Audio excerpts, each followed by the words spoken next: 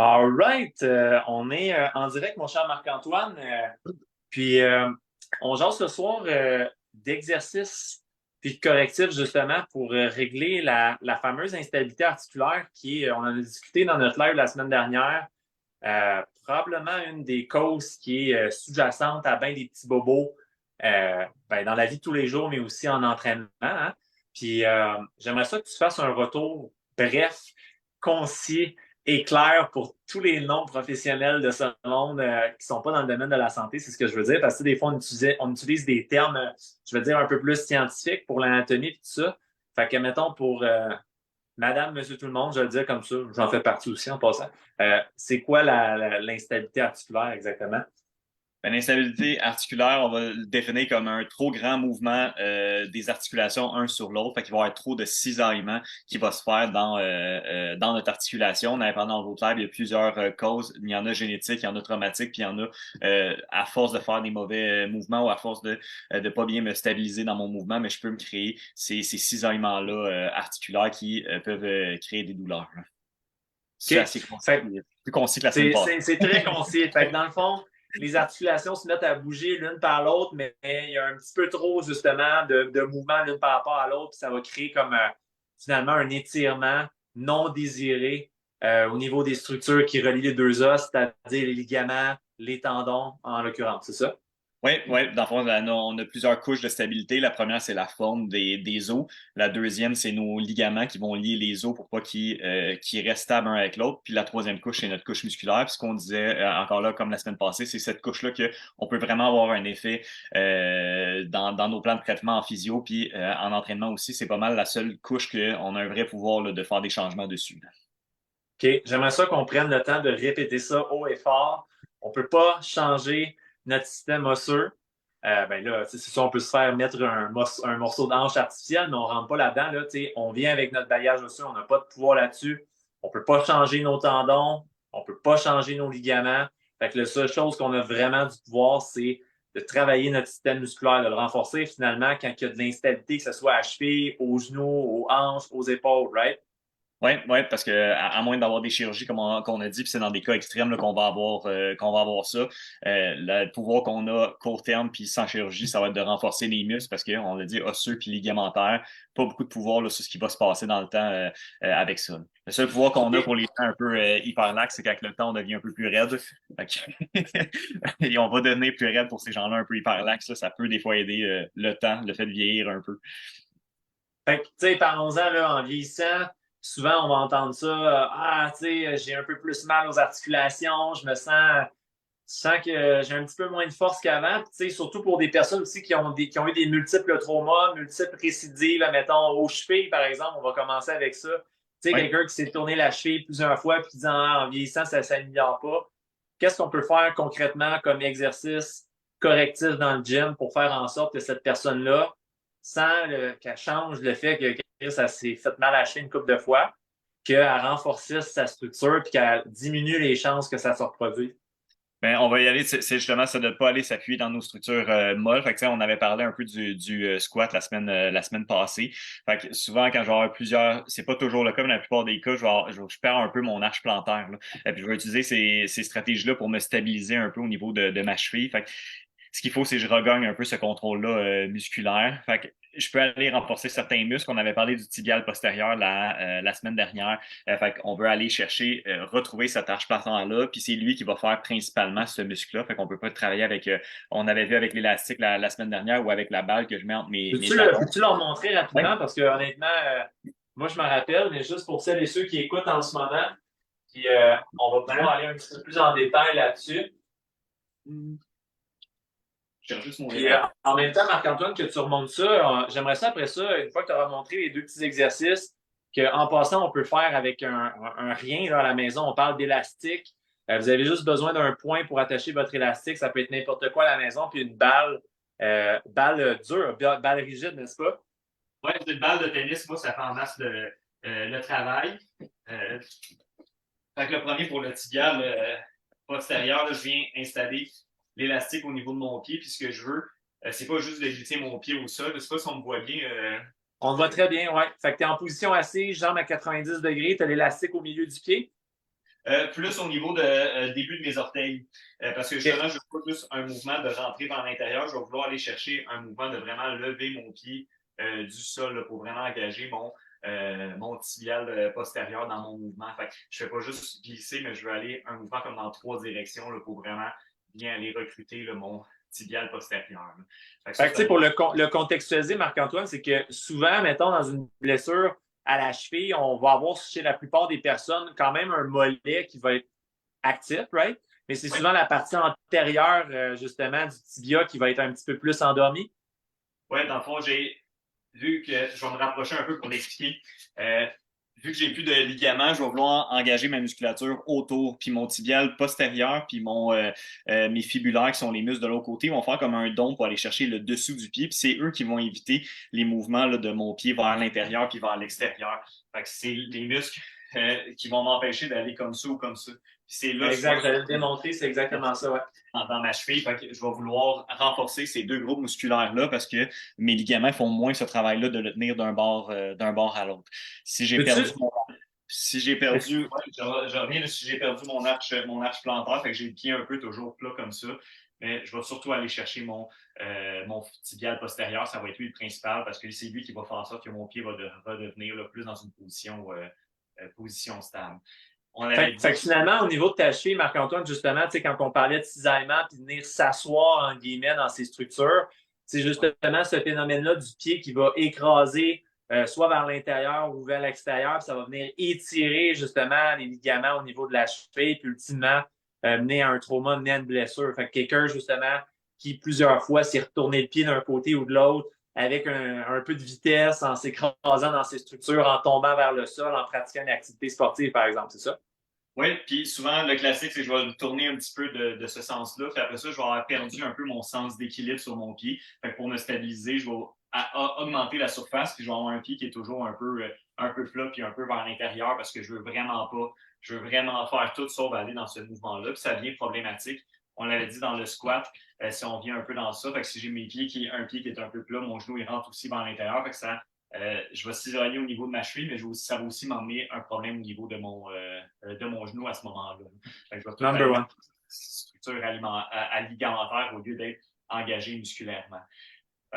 Si j'ai un petit problème tibial postérieur, mais je préfère le même exercice vers l'extérieur avec mon élastique là, pour l'engager, mais on va essayer d'aller chercher le plus grand nombre de personnes avec le pied qui est souvent plus vers l'intérieur. Puis le deuxième qu'on avait dit, c'est d'aller chercher, mais avec un mouvement sur la pointe des pieds. Fait que je mets la balle au niveau de mes talons, puis je viens monter. Là. Fait que ça va faire le mouvement comme on faisait avec l'élastique, mais avec un petit peu plus de... Qu'est-ce qui va se passer avec la balle? Est-ce qu'on va devoir la serrer, justement, entre nos deux talons? Oui, on va devoir la serrer, puis je vais être obligé d'aller engager un peu plus mon tibial postérieur, parce que si je ne fais pas le mouvement, ma balle va tomber. Si je monte sur la pointe des pieds, normalement, je pourrais rentrer un peu, puis pas aller chercher trop mon tibial postérieur, mais avec la balle, ça va m'obliger. Puis des fois, au gym, il y a des petits balles avec des poids, là, 1 livre, 2 livres, mais je pourrais progresser de ma balle de tennis vers une balle qui est un petit peu plus lourde, où je pourrais couper ma balle de tennis puis rentrer un sac de riz à l'intérieur pour qu'il soit légèrement plus lourd pour progresser dans mon exercice. OK. Fait j'aimerais juste ça, parce que là, on est en train de parler, ça peut paraître comme, voyons, on est dans les détails, on parle du pied, c'est une petite partie du corps, c'est des petits muscles dans cette région-là, il semble y en avoir beaucoup. Il faut juste comprendre que l'instabilité articulaire qu'on expérimente dans la vie de tous les jours, que ce soit de s'asseoir, de ramasser un objet au sol, de marcher, que ce soit de se pencher avec une position plus fente, avec une jambe en avant, l'autre jambe derrière, ça part de cette instabilité-là qu'on vit au niveau de la cheville, au niveau du pied. Puis là, tu disais tantôt, Marc-Antoine, il faut apprendre à réactiver notre arche. Concrètement, pour celles et ceux qui comprennent pas ce que ça veut dire, qu'est-ce que ça comprend, comment on fait pour activer notre arche? Là, fait qu'on a parlé du tibialis pour justement reprendre possession de la stabilité au niveau de la cheville, mais si je te dis active ton arche dans le sol en position debout, par exemple, pour être plus stable au niveau de ta cheville, puis finalement être plus stable au niveau de l'ensemble de ton corps, ça veut dire quoi activer l'arche? Oui, puis ça, si vous le faites à la maison, c'est un apprentissage moteur. Fait que si vous l'essayez une fois et ça ne marche pas, ça se peut. Il faut que je le répète dans le temps, il faut que je devienne meilleur à activer cette musculature-là. Fait que ce qu'on a vu, ça va nous servir à ce que le muscle soit plus fort, puis que déjà on commence cet apprentissage-là, de bien utiliser mon muscle. Fait que je fais des mouvements que c'est à peu près juste lui qui peut faire. Fait il va se réveiller un peu, puis dans mon cerveau, ça va être plus facile de venir l'activer après si j'ai fait ces petits exercices-là qu'on a parlé. Fait qu'après ça, d'activer mon arche, c'est souvent au niveau de mon pied, je vais juste vouloir je vais pas vouloir que mon pied soit complètement affaissé, mais juste légèrement recourbé finalement. Là. Puis ce qui est Recourbé important, vers l'extérieur, c'est ça? ouais, recouvrir vers l'extérieur. Puis ce que je veux pas, c'est aller créer ce mouvement-là en serrant mes orteils. Parce que là, je vais utiliser mes fléchisseurs d'orteils pour le faire. Puis encore là, je ne serai pas dans mon tibial là, postérieur. Fait que je veux que mes orteils restent relaxés. Fait que, si je fais l'exemple de j'ai les pieds affaissés, je vais revenir Ouais. juste un petit peu vers l'extérieur. C'est juste ça qu'on a besoin de faire. Fait que j'ai pas besoin non plus d'être rendu complètement de l'autre côté. Fait que je veux juste légèrement de passer de mes pieds affaissés à légèrement stable. Fait que le poids de mon pied, il est plus un petit peu vers l'extérieur. Un 60% de mon poids est plus vers l'extérieur, puis un petit peu sur ma grosse orteil. J'ai presque plus de poids là, à l'intérieur de mon pied. Fait que si on visualise le talon, l'ensemble des orteils, puis l'extérieur du pied, si tu avais à imager ça, techniquement, tu me corrigeras si j'ai raison ou tort, Marc-Antoine, on devrait sentir nos orteils bien longs, point de pression dans le gros orteil, petit orteil, puis tous les orteils entre. Puis l'ensemble de la distribution de notre poids devrait être à l'extérieur du pied, entre le petit orteil et le talon. Mais ça ne veut pas dire pour autant que c'est 100% de notre distribution du poids. Comme tu l'as dit, c'est à peu près un 60-40. Fait qu'on sent qu'il y a une dominance là, mais en même temps, c'est pas, je suis en train de complètement pousser mon poids vers l'extérieur de sorte à ce que mes pieds ouvrent, mes orteils décollent du sol. Oui, puis si on est trop, comme tu l'as dit, je pense que le gros orteil, c'est un bon. Si j'ai trop de poids sur mes petits orteils puis plus rien sur ma grosse, ben, je suis peut-être un peu trop vers l'extérieur. Tous mes pieds devraient être une charge là, que je sens qui est quand même égale dans mes orteils. Là.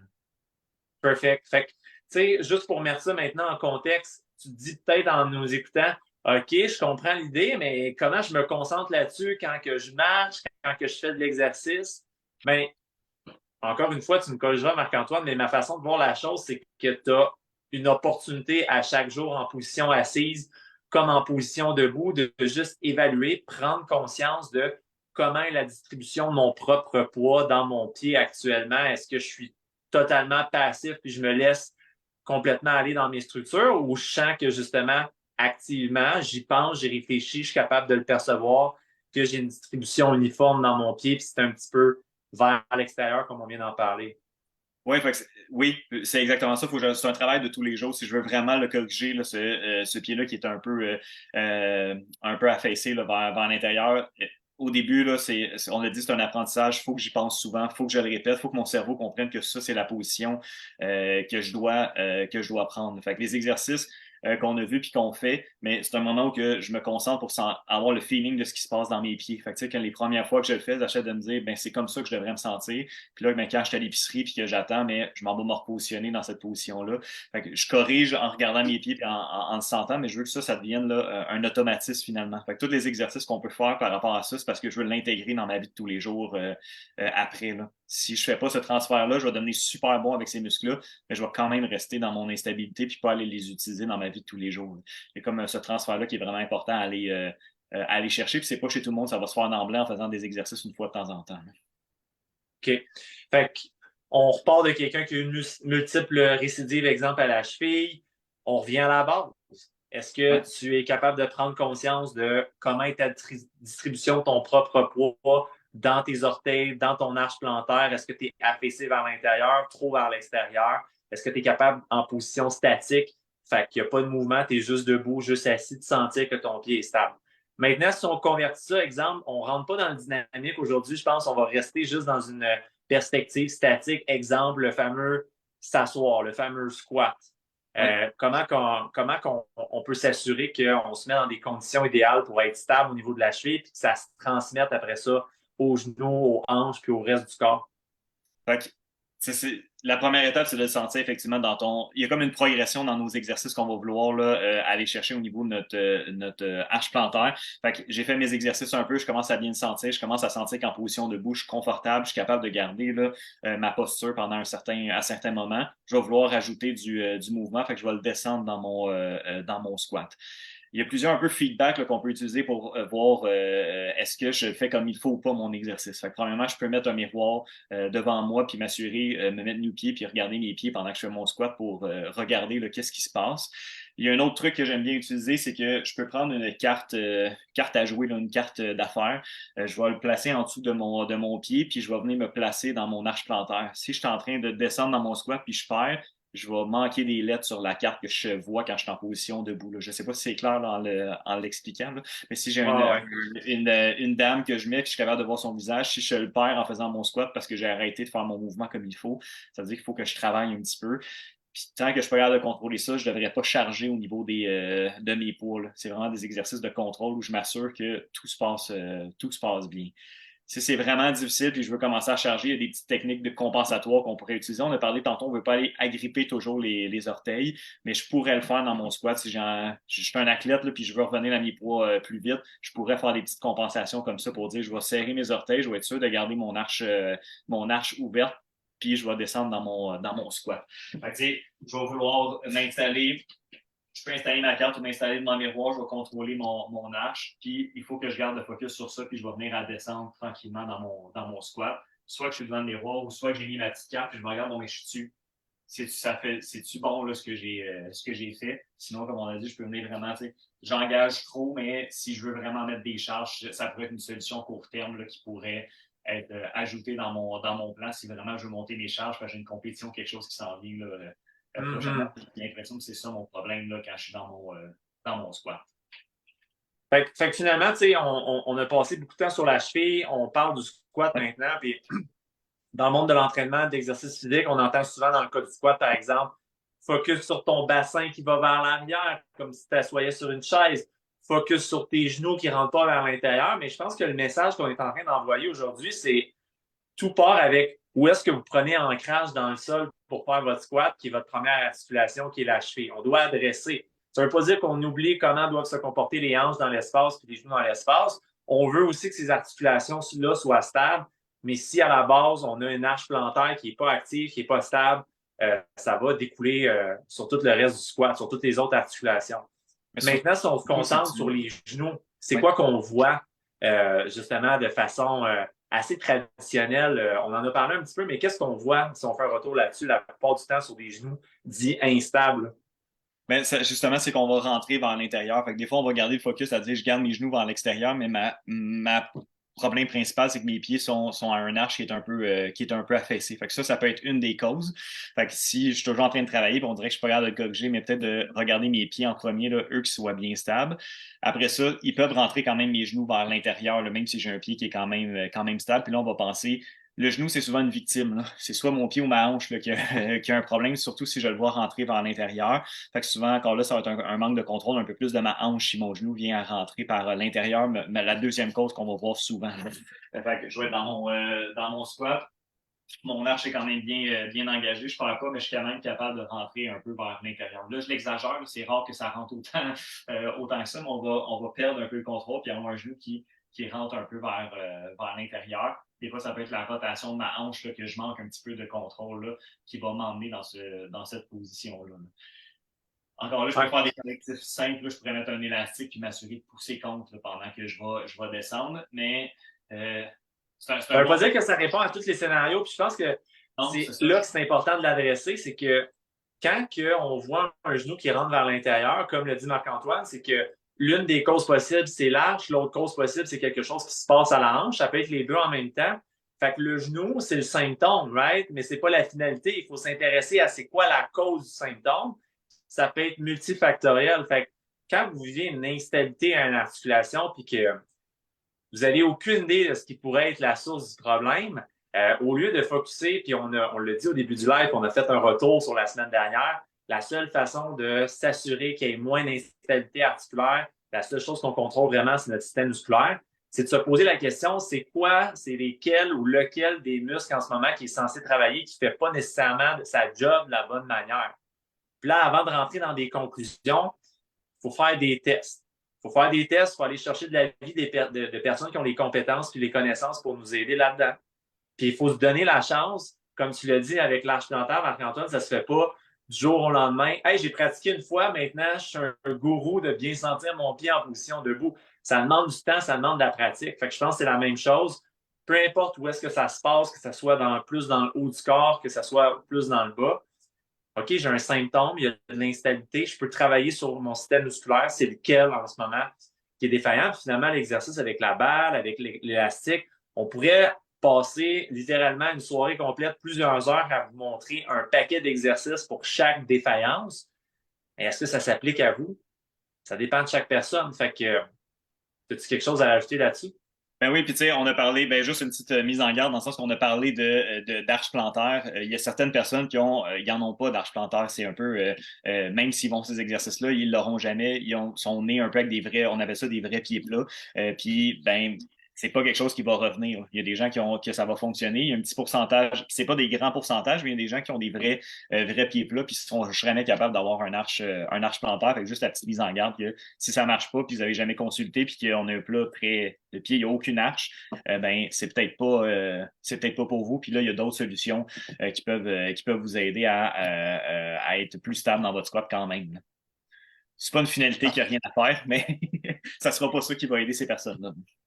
Ah ben, tu sais, puis je pense que pour finir ce soir là-dessus, puis clairement, on pourra faire un autre live où on ira un petit peu plus dans les mouvements de votre corps, mais si en ce moment, vous vivez de la douleur dans un mouvement quelconque dans votre quotidien, on parle même pas d'entraînement, là, juste comme prendre des objets, les amener au-dessus de la tête, vous pencher, vous asseoir, ou même euh, dans l'entraînement spécifiquement, quand vous faites un sport d'équipe, un sport individuel, vous allez dans le gym, vous entraînez à la maison, puis qu'il y a une douleur, puis vous percevez, hey, j'ai été instable, mon genou est rentré vers l'intérieur, mon bassin a sorti d'un côté alors que c'était pas désiré, puis que vous continuez dans cette instabilité-là de produire des efforts, vous vous mettez à risque, right? Vous vous mettez à risque parce que là, vous êtes en train de dire à vous-même, vous êtes en train d'observer un symptôme, puis vous n'êtes pas en train de le corriger. Fait que quand vous percevez un symptôme comme ça sur quoi vous pouvez travailler, c'est votre système musculaire, c'est lequel qui fonctionne mal, qui fonctionne pas bien, right? Puis c'est le bon moment à partir de là de laisser l'ego de côté un petit peu.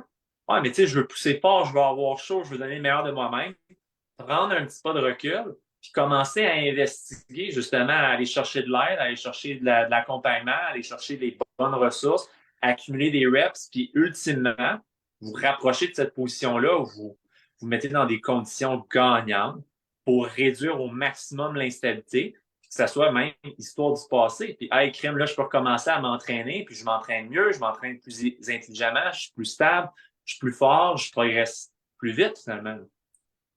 Tu sais, dans ces moments-là, tu sais, oui, mettons dans mon squat, je me dis c'est un mouvement qui est quand même important, il faut le garder bien stable, mais j'ai envie de continuer à pousser dans le gym quand même, puis je suis un peu instable dans ces mouvements-là. C'est des mouvements plus complexes, c'est de prendre un moment de bien contrôler mon squat, mais à la place, mes jambes, gérer les faire sur des machines où que j'ai moins besoin de ces composantes-là. Ça peut être une stratégie temporaire de dire, bon, ben, mon squat, je vais le travailler léger, mais je vais aller faire mes jambes sur du leg extension. J'ai moins besoin de stabilité dans ces moments-là. Je vais quand même gagner ma force puis m'améliorer. Puis sur mon squat, mais c'est un moment où que je me concentre à avoir une bonne technique. Puis quand elle sera bonne, mais là, je chargerai un petit peu plus lourd. Puis vous allez travailler sur vos deux objectifs en même temps, là, sans perdre de temps nécessairement. Fait qu'on vend rien de sexy, hein? On vend pas d'idées sexy en ce moment. On vend l'idée de voir long terme puis de prendre des décisions sensées à court terme qui vont vous envoyer, qui vont vous amener plus loin à long terme. Fait que si en ce moment vous avez, puis je lève la main, je l'ai vécu de multiples fois, puis je suis à risque, parce que c'est ça les risques quand on s'entraîne puis on est actif. On est sujet à vivre de l'instabilité articulaire, mais quand ça survient, c'est d'être assez humble et intelligent pour percevoir les symptômes, les signes, puis d'approcher ce problème-là en me disant c'est quoi la pièce du puzzle que je peux améliorer plutôt que faire comme fuck off puis finalement se mettre à risque soi-même, right? Fait que, Après ça, on a un temps de pause souvent de guérison qui va être encore plus long. Fait que finalement, on s'éloigne de notre objectif au lieu de s'en approcher. ouais. Ben, je te remercie beaucoup, Marc-Antoine. On va mettre fin à ce live-là parce que crime, le temps file, il est déjà 7h30. Je te remercie énormément.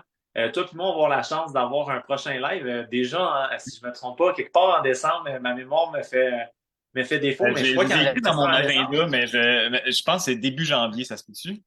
Début janvier, ça se pourrait le Début prochain, janvier. mais je pense que tu as En tout cas, 100% raison. ça Début tombe dans les. janvier puis en février à suivre, mais je pense que c'est début janvier. Ben, écoutez, si vous avez des questions comme d'habitude, Ça nous fait vraiment plaisir. Notre but avec ça, c'est vraiment d'aider un max de personnes à mieux comprendre tout ce qui a rapport à l'entraînement au domaine de la rehab, physio et autres, puis avoir plus de ressources. Fait que Marc-Antoine et moi, on est disponible. Vous avez juste à écrire sous la vidéo, à nous écrire en privé. La vidéo, c'est le meilleur chemin direct pour qu'on vous réponde. Puis à partir de là, ben, on va renouveler ce bon petit moment-là à deux, Marc-Antoine. Fait que je te remercie. Je mets fin au live à l'instant. Puis ben, je te dis à très bientôt, mon cher. Ouais. Yes. Salut.